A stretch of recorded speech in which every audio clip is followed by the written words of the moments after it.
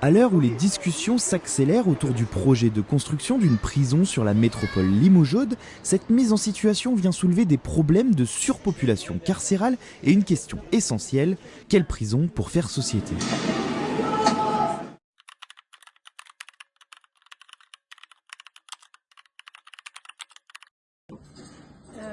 J'ai pas trop les mots parce que j'ai essayé de m'imaginer juste 15 jours et je crois que j'y arrivais, mais pour moi c'est pas vrai.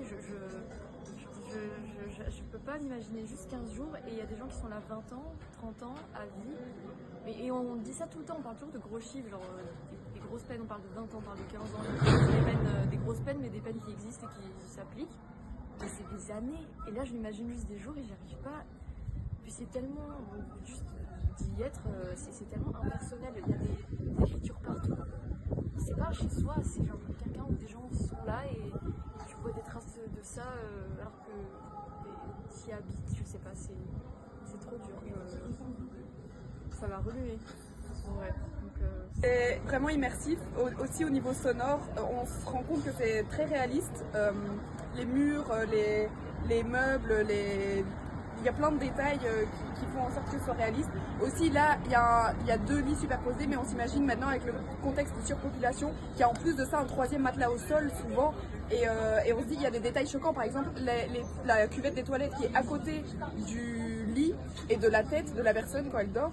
C'est un exemple, mais il y a énormément de choses choquantes et on se rend vraiment compte de ce que ça pourrait représenter. Et là, c'était quoi? C'était 5 minutes.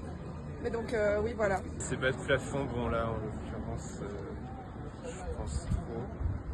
C'est étouffant. C'est sombre.